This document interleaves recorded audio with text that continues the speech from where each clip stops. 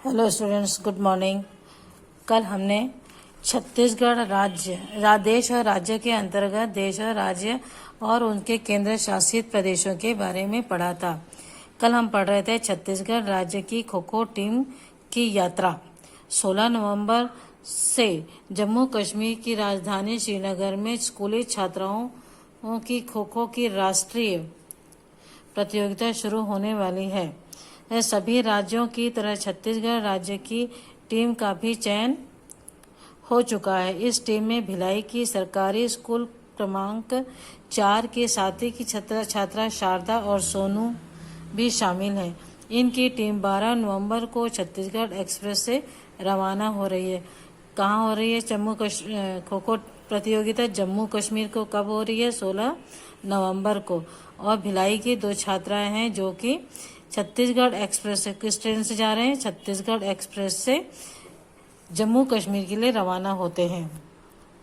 और भिलाई से जम्मू तक रेल मार्ग देख सकते हैं। छत्तीसगढ़ राज्य की टीम जिस ट्रेन से जाएगी वह बिलासपुर से शुरू होती है। कहाँ शुरू होती है? बिलासपुर से शुरू होती है और रेलगाड़ी छत्तीसगढ़ एक्सप्रेस है। एक इनके प्रमुख स्टेशनों से होकर जाती है। यह इस मानचित्र में दिखाया गया है। इसे पढ़ेंगे, देखते हैं। छत्तीसगढ़ राज्य की टीम जम्मू पहुंचने में 45 घंटों से ज़्यादा का समय लगेगा। किस प्रकार कहाँ से जाता है देखेंगे। कल भी ये दिखाई थे मैंने आपको। तो छत्तीसगढ़ से निकलती है और यह ट्रेन जो है बिलासपुर से शुरू होती है और रायपुर है ये, इसके आगे बिलासपुर है। तो यहाँ से बिलासपुर से शुरू होती है और छत्तीसगढ़ के भिलाई शहर से होते हुए सबसे पहले ये आती है नागपुर से जाती है मध्य प्रदेश से होते हुए या दिल्ली, और दिल्ली से आगे अमृतसर से होते हुए यह जम्मू कश्मीर पहुंचती है। इस प्रकार छत्तीसगढ़ की खो खो टीम 45 घंटों का सफर तय करके जम्मू कश्मीर पहुंचती है।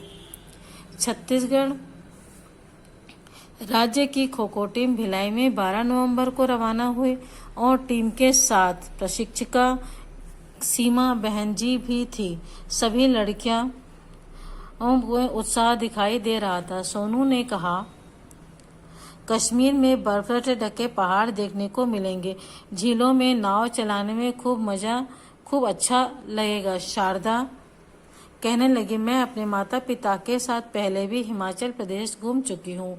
हम लोग कुल्लू मनाली गए थे। जब हम लोग वहाँ गए थे तब वहाँ बर्फ ही बर्फ थी। जब बर्फ गिरती है तब यह रुई की तरह लगती है। जब गाड़ी गोंदिया पहुंची तो किसी ने कहा कि यह महाराष्ट्र का पहला बड़ा स्टेशन है। इसके बाद नागपुर स्टेशन आएगा। नागपुर स्टेशन आने पर अचानक संतरे ले लो संतरे जैसी कई आवाज़ें एक साथ आने लगी। लड़कियों को यह सुनकर आश्चर्य हुआ कि संतरे वाला 10 रुपए में 20 संतरे दे रहे हैं। जयश्री ने हैरान होकर पूछा, यहाँ संतरे इतने सस्ते कैसे मिल रहे हैं? उनके पास बैठे एक यात्री ने बताया कि नागपुर में संतरे अधिक पैदा होते हैं, इसलिए ये सस्ते मिलते हैं। नागपुर में उसी डब्बे में महाराष्ट्र राज्य की खो खो टीम की लड़कियां भी आकर बैठी। वे आपस में मराठी में बातें कर रही थीं। सोनू के पूछने पर शारदा ने बताया कि जैसे हम छत्तीसगढ़ में छत्तीसगढ़ी बोलते हैं वैसे ही ये लड़कियां मराठी बोल रही हैं।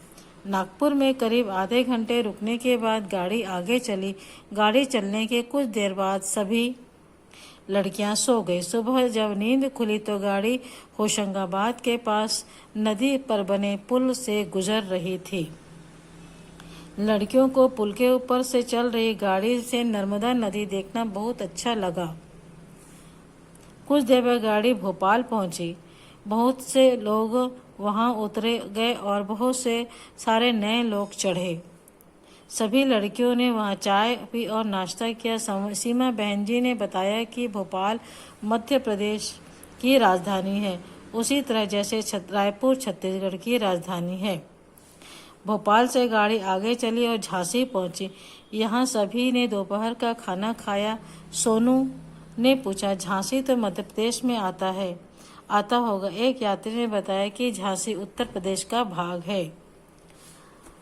अलग अलग क्षेत्रों की अलग अलग भाषा, बोली और वहाँ की विशेषताएं, फल इत्यादि अलग अलग होते हैं। जैसा कि हमने देखा कि नागपुर में संतरे सस्ते मिलते, क्यों?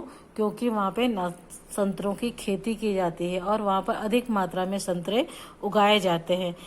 गोंदिया जो है महाराष्ट्र का पहला बड़ा स्टेशन है। जब हम छत्तीसगढ़ से महाराष्ट्र की ओर जाते हैं, उस समय गोंदिया का जो स्टेशन है महाराष्ट्र का सबसे बड़ा स्टेशन पड़ता है। महाराष्ट्र की राजधानी क्या है? मुंबई। इसी प्रकार जैसे छत्तीसगढ़ की राजधानी रायपुर है।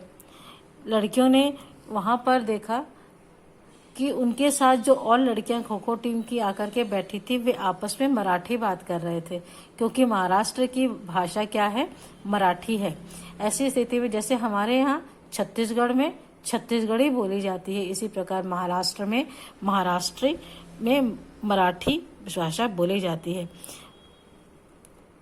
इसके बाद जब गाड़ी आगे चली नागपुर से, तो लड़कियां सब पूरी टीम जाकर सो गई। जब सवेरे उनकी नींद खुली तो ट्रेन जो है होशंगाबाद स्टेशन के पास थी, जहां से नर्मदा नदी का पुल पर से गुजर रही थी। लोगों ने वहां पे, लड़कियों ने नर्मदा नदी देखी और आगे भोपाल में जाकर रुकी। ट्रेन आगे जाकर भोपाल में रुकी। भोपाल मध्य प्रदेश की राजधानी है और यहाँ पर लड़कियों ने चाय नाश्ता इत्यादि किया। तब उसके बाद फिर ट्रेन आगे बढ़ी और झांसी पे जाके रुकी। तब लड़कियों में पूछा, आपस में बातचीत करने लगी कि झांसी तो मध्य प्रदेश का हिस्सा है। तब एक यात्री ने कहा कि नहीं, झांसी उत्तर प्रदेश का एक भाग है।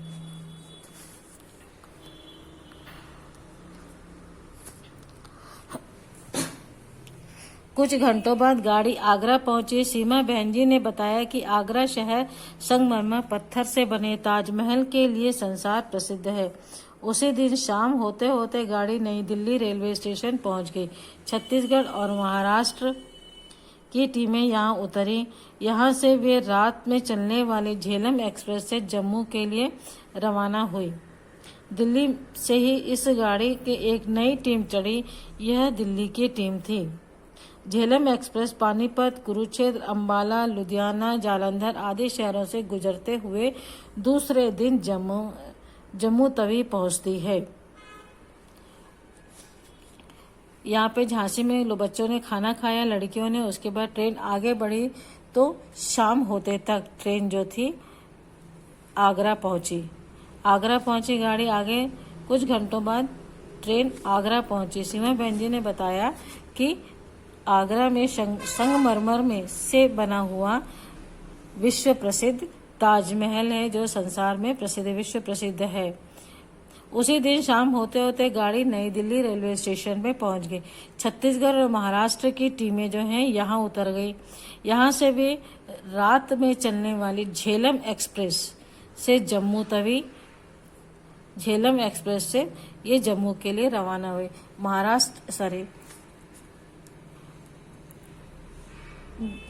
छत्तीसगढ़ एक्सप्रेस जो है वह नई दिल्ली से आगे अमृतसर तक जाती है, किंतु यह ट्रेन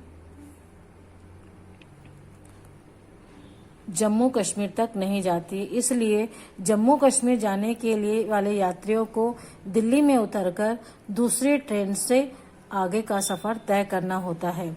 इसी प्रकार यह दोनों टीमें दिल्ली में उतर गए और उसी रात वहां से वे झेलम एक्सप्रेस के द्वारा जम्मू कश्मीर के लिए रवाना हुए और यहीं से नई दिल्ली की एक लड़कियों की टीम और चढ़ी, जो दिल्ली की टीम थी। झेलम एक्सप्रेस पानीपत, कुरुक्षेत्र, अंबाला, लुधियाना, जालंधर आदि शहरों से गुजरते हुए दूसरे दिन जम्मू तवी पहुंचती है। जम्मू तवी के से अलग अलग राज्यों की टीमें श्रीनगर जाने वाली बसों में बैठी। ये बसें जम्मू से पटनी टॉप, बरोट उधमपुर, बनिहाल आदि स्थानों से होते हुए श्रीनगर पहुंचे। श्रीनगर जम्मू कश्मीर की राजधानी है। अगले दिन प्रतियोगिता शुरू करने की घोषणा जम्मू कश्मीर के राज्यपाल द्वारा की गई। प्रतियोगिता प्रारंभ हो गई। प्रतियोगिता का पहला मैच छत्तीसगढ़ और उत्तर प्रदेश के बीच हुआ। इसमें छत्तीसगढ़ की टीम जीत गई। अगला मैच छत्तीसगढ़ और जम्मू कश्मीर के बीच था। इसमें भी छत्तीसगढ़ की टीम ने बाजी मार गई। छत्तीसगढ़ की टीम लगातार 5 मैच जीतकर प्रतियोगिता के फाइनल में पहुंची। फाइनल मैच में तमिलनाडु से था, जिसमें छत्तीसगढ़ की टीम विजयी हुई। सभी राज्यों की टीमों ने छत्तीसगढ़ की टीम को बहुत बधाइयां दी। प्रतियोगिता समाप्त हो जाने के बाद कई टीमों की लड़कियों एक साथ घूमने निकली। उन्होंने श्रीनगर में डल झील, शिकारे, नाव के सैर की और फोटो खिंचवाई। वहां शालीमार बाग और निशाद बाग भी देखे। बीना ने सीमा बहन जी से पूछा, सभी राज्यों में एक जैसे ही रुपए कैसे चलते हैं? बहन जी ने कहा, तुम्हें यह बात कैसे सूझी? हम कोई दूसरे देश पे तो नहीं आए हैं। जैसे छत्तीसगढ़ भारत का एक राज्य है, वैसे ही जम्मू कश्मीर भी भारत का एक राज्य है। तुम किसी भी नोट को देखो, उस पर एक तरफ तुम्हें भारत की कई भाषाएं लिखी नजर आएंगी। उसमें जम्मू कश्मीर की भाषा भी एक है। जम्मू तवी से अलग अलग राज्यों से आए हुए लोग बसों में बैठ करके जम्मू कश्मीर की राजधानी श्रीनगर के लिए रवाना हुए। और यह बस जो थी पटनीटॉप, बरोट, उधमपुर, बनिहाल आदि स्थानों से होते हुए श्रीनगर पहुंचे। श्रीनगर क्या है? जम्मू कश्मीर की राजधानी है। अगले दिन प्रतियोगिता की घोषणा राज्यपाल ने की थी। प्रतियोगिता प्रारंभ हो गई और प्रतियोगिता का पहला मैच जो था छत्तीसगढ़ और उत्तर प्रदेश के बीच था। उसके बाद दूसरा मैच जो था, इसमें छत्तीसगढ़ की टीम जीत गई। दूसरा मैच जो था वो छत्तीसगढ़ और जम्मू कश्मीर के बीच था। उसमें भी छत्तीसगढ़ की टीम जीत गई। इसी प्रकार 5 लगातार मैच छत्तीसगढ़ की टीम ने जीते।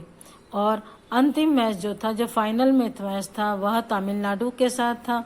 और तमिलनाडु और छत्तीसगढ़ की टीम में भी छत्तीसगढ़ की टीम ने फाइनल मैच भी जीत गई। इस प्रकार छत्तीसगढ़ की टीम को सभी टीम की लड़कियों ने और बधाइयां दी। इसके पश्चात दूसरे दिन प्रतियोगिता समाप्त होने के बाद सभी लड़कियां कश्मीर घूमने के लिए गई। जम्मू कश्मीर घूमने के लिए निकली। वहां उन्होंने डल झील में शिकारे नाव रहती है, नाव में घर बने रहते हैं छोटे छोटे, जिसे शिकारा कहा जाता है, उसकी सैर की और फोटो खिंचवाए। शालीमार बाग और निशाद बाग की भी घूमने गए। उसी समय बीना ने अपनी सीमा बहन जी से पूछा, सभी राज्यों में एक जैसे नोट या रुपए कैसे चलते हैं? तब बहन जी ने पूछा, तुम्हें ये बात कैसे सुझाई दी कि तुम्हें अपने एक ही देश में तुम हो, राज्य अलग अलग हैं किंतु देश तो एक ही है। एक देश में की रुपया मुद्रा जो है एक ही रहती है। पैसे अलग अलग राज्यों में अलग अलग नहीं होते, पूरे देश में एक ही मुद्रा का चलन होता है। इस प्रकार मैडम ने, सीमा बहन जी ने उन्हें समझाया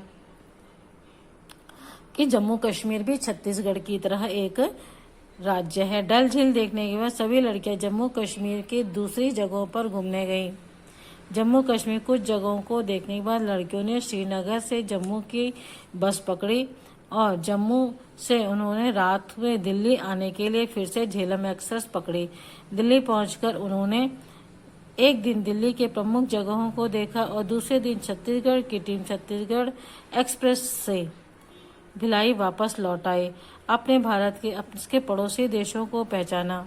भारत के कई राज्य हैं और इस मानचित्र के द्वारा देश के अलग अलग राज्यों से भी परिचित हुए। इस तरह में छत्तीसगढ़ एक राज्य है और की कहानी के माध्यम से आपने कई राज्यों का अध्ययन किया। अगले पार्ट में हम राज्य की सरकारों के बारे में पढ़ेंगे।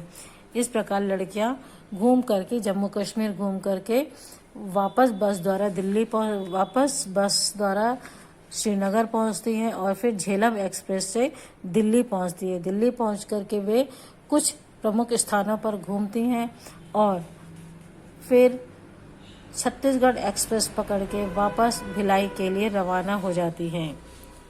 इस प्रकार हमने इस पाठ में अपने राज्य, देश और विभिन्न राज्यों के बारे में जानकारी हासिल की। छत्तीसगढ़ की कहानी के द्वारा आपने, खो खो टीम की कहानी के द्वारा आपने विभिन्न राज्यों के बारे में भी जानकारी हासिल की। ठीक है बेटा, ओके, बाय।